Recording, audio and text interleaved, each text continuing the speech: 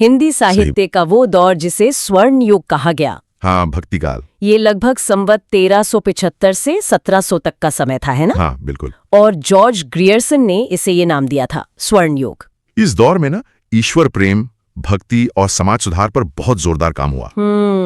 तो चलिए आज इसी अहम दौर की कुछ खास बातें समझ लेते हैं। बिल्कुल। ये प्रतियोगी परीक्षाओं के लिए भी काफी जरूरी होती हैं। बिल्कुल। देखिए, भक्ति शब्द जो है वो संस्कृत की भज धातु से बना है। सीधा सा मतलब है सेवा या पूजा। अच्छा, सेवा या पूजा। हाँ, और कहते हैं इसकी शुरुआत हुई दक्षिण भारत के अलवार संतों से, फिर धीरे धीरे ये पूरे भारत में फैल गई। मतलब उस समय की जो राजनीतिक उथल पुथल थी, सामाजिक कठोरता थी, उसके बीच भक्ति एक आसान रास्ता बन गई। हाँ, एक सीधा व्यक्तिगत रास्ता ईश्वर तक पहुंचने का।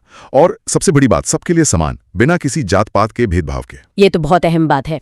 अच्छा, तो इस भक्ति काव्य की दो मुख्य धाराएं रहीं, निर्गुण और सगुण। हाँ। पहले निर्गुण धारा को समझते हैं। हाँ, जरूर। निर्गुण मतलब बिना गुणों वाला। इस धारा के संतों ने ईश्वर को निराकार माना, जिसका कोई रूप रंग नहीं। तो फिर मूर्ति पूजा वगैरह? नहीं। मूर्ति पूजा और जो बाहरी कर्मकांड थे उनका विरोध किया, जोर दिया मन की शुद्धता और ज्ञान पर। इसी निर्गुण धारा में जो पहली शाखा है वो है ज्ञानाश्रय। इसे संत काव्य भी कहते हैं। संत काव्य मतलब ज्ञान पर आधारित। बिल्कुल। ज्ञान यानी अपने अंदर के अनुभव से उस निराकार ब्रह्म को पाने की बात। और इस ज्ञानाश्रयी शाखा के सबसे प्रमुख कवि कौन थे? बेशक कबीरदास। माना जाता है कि वो सिकंदर लोधी के समकालीन थे। कबीरदास? हाँ, उनका तो नाम ही काफी है। और उनकी सबसे बड़ी खासियत थी कि उन्होंने हिंदू मुसलमान दोनों धर्मों की जो रूढ़ियां थीं, जो ढकोसले थे, उन पर बिना डरे सवाल उठाए। हाँ, और उनकी भाषा, उसको लेकर भी काफी चर्चा होती है। कुछ अलग अलग नाम दिए गए हैं शायद। हाँ, सही कहा। उनकी भाषा बड़ी अनोखी थी। आचार्य रामचंद्र शुक्ल ने उसे सदुक्कड़ी कहा। ये नाम क्यों, मतलब क्या था इसका? ये नाम दिखाते हैं कि कबीर किसी एक भाषाई नियम में बंधे नहीं थे। वो तो बस आम लोगों तक अपना संदेश पहुंचाना चाहते थे, तो जहां के शब्द मिले जैसे मिले बेझिझक इस्तेमाल किए। पंचमेल खिचड़ी मतलब मिलीजुली भाषा। और वाणी का डिक्टेटर मतलब भाषा पर उनकी पकड़ जबरदस्त थी। अच्छा, और उनकी रचनाएं वो कहाँ मिलती हैं? उनकी रचनाएं बीजक नाम के ग्रंथ में संकलित हैं, और ये काम उनके शिष्य धर्मदास ने किया था। अच्छा, धर्मदास ने। और कबीर के अलावा ज्ञानाश्रयी में और कौन कौन महत्वपूर्ण कवि हुए? रैदास थे, जिन्हें रविदास भी कहते हैं। उनकी रचना बाणी नाम से जानी जाती है। फिर गुरु नानक देव जी, जिनके पद गुरु ग्रंथ साहिब में संकलित हैं। हाँ जी। दादू दयाल भी थे, अंगवधु हरदेवाणी। मलूकदास रत्न खां ज्ञानबोध, और सुंदरदास सुंदर विलास ज्ञान समुद्र। सुंदरदास, इनके बारे में कुछ खास बात? हाँ, सुंदरदास के बारे में ये ध्यान रखने लायक है कि वो इन निर्गुण संतों में सबसे ज्यादा पढ़े लिखे माने जाते हैं। अच्छा, ठीक है। ये तो हुई ज्ञान की बात। अब निर्गुण में ही एक और शाखा थी ना, प्रेमाश्रयी, जिसे सूफी काव्य कहते हैं। हाँ, प्रेमाश्रयी शाखा यानी सूफी काव्य। इस पर इस्लाम के सूफी विचारों का, मतलब इस्लामी रहस्यवाद का असर दिखता है। अच्छा, तो इसमें क्या अलग था? इसमें कवियों ने प्रेम को ईश्वर तक पहुंचने का जरिया माना। और मजे की बात यह है कि उन्होंने भारतीय लोक कथाओं को आधार बनाया। लोक कथाओं को कैसे? उन्होंने आत्मा को प्रेमिका माना और परमात्मा को प्रियतम, और फिर उनके विरह और मिलन की तड़प को अपनी कविताओं में दिखाया। अरे वाह, ये तो बिल्कुल अलग अंदाज है। हाँ, और लिखने का जो तरीका था उसे मसनवी शैली कहते हैं। भाषा ज्यादातर अवधी इस्तेमाल हुई। और इस प्रेम मार्गी या सूफी काव्य के सबसे बड़े कवि कौन हुए? मलिक मोहम्मद जायसी। उनका महाकाव्य पद्मावत तो खैर कालजयी रचना है। पद्मावत? हाँ, ये तो बहुत मशहूर है। लेकिन ये सिर्फ एक राजा रानी की कहानी नहीं है। असल में जायसी ने इसमें आत्मा यानी राजा रत्नसेन की परमात्मा यानी पद्मावती तक पहुंचने की मुश्किल यात्रा को दिखाया है।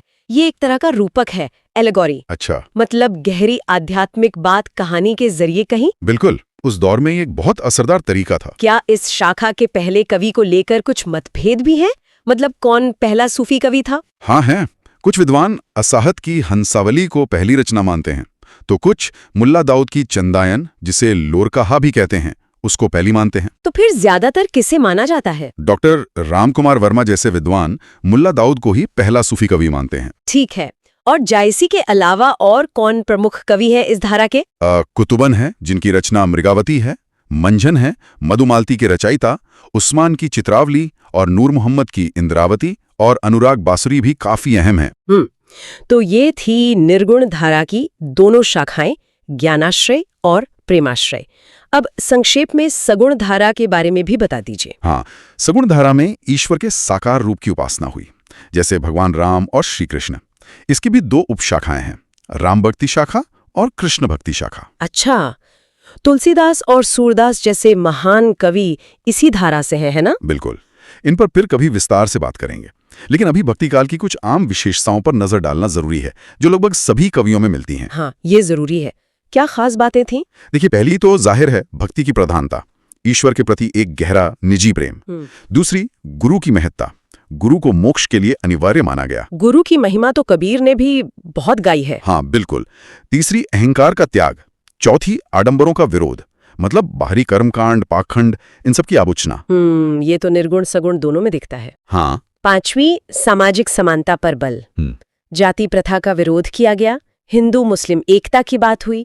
और छठी जो बहुत महत्वपूर्ण है वो है लोक भाषा का प्रयोग। हाँ, संस्कृत की जगह आम लोगों की भाषा। जी, अवधी और ब्रज भाषा जैसी भाषाओं का इस्तेमाल हुआ ताकि संदेश ज्यादा से ज्यादा लोगों तक पहुंच सके। तो कुल मिलाकर भक्ति काल सिर्फ पूजा पाठ या ईश्वर की बात का दौर नहीं था।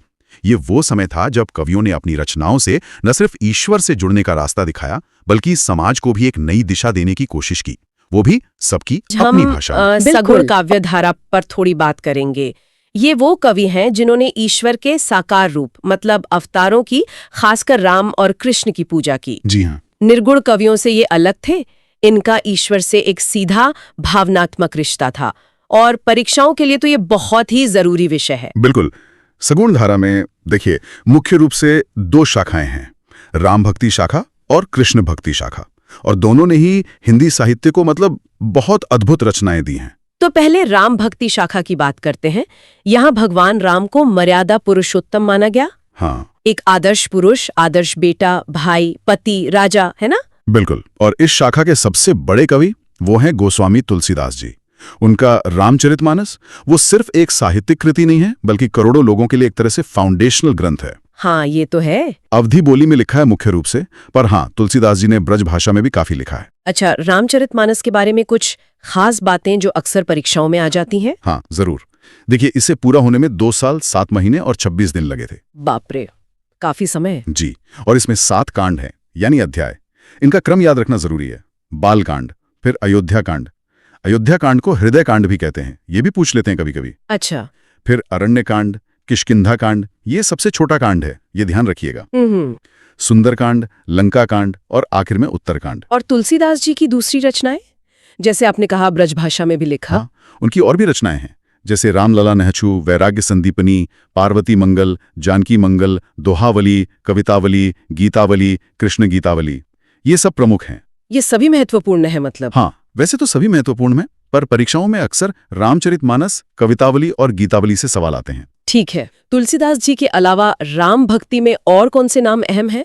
हाँ, एक नाम आता है नाभादास का। अच्छा। हाँ। उनकी रचना है भक्तमाल, ब्रज भाषा में है, इसमें भक्तों का परिचय है। अच्छा। फिर है केशवदास, उनकी रामचंद्रिका बहुत प्रसिद्ध है, और विज्ञान गीता भी। लेकिन रामचंद्रिका के बारे में एक बात ध्यान रखने वाली है, उसकी भाषा थोड़ी मुश्किल है, छंद बहुत ज्यादा हैं, तो उसे कठिन काव्य का प्रेत कहा गया। कठिन काव्य का प्रेत, हाँ, ये मैंने सुना है। जी। और कुछ विद्वानों ने तो इसे छंदों का अजायब घर भी कहा है। ये उपाधियां पूछ ली जाती हैं। अच्छा। इनके अलावा अग्रदास, जिनकी राम ध्यान मंजरी है, ईश्वरदास, भरत मिलाप और सेनापति कवित्र रत्नाकर, ये भी प्रमुख कवि हैं। चलिए, ये तो हुई राम भक्ति शाखा। अब जरा कृष्ण भक्ति शाखा की ओर चलते हैं। यहाँ तो भक्ति का केंद्र भगवान कृष्ण है, उनकी बाल लीलाएं, गोपियों संग रास, उनका प्रेम। बिल्कुल। और यहाँ भाषा प्रमुख रूप से ब्रज भाषा रही, उसकी मिठास अलग ही है। हाँ। इसके मुख्य प्रणेता वल्लभाचार्य जी माने जाते हैं, जिन्होंने पुष्टि मार्ग की स्थापना की। पुष्टि मार्ग, पुष्टि मतलब पोषण या कृपा, तो ईश्वर की कृपा पर आधारित भक्ति मार्ग। समझ गया। और इस शाखा के प्रतिनिधि कवि वो हैं सूरदास जी।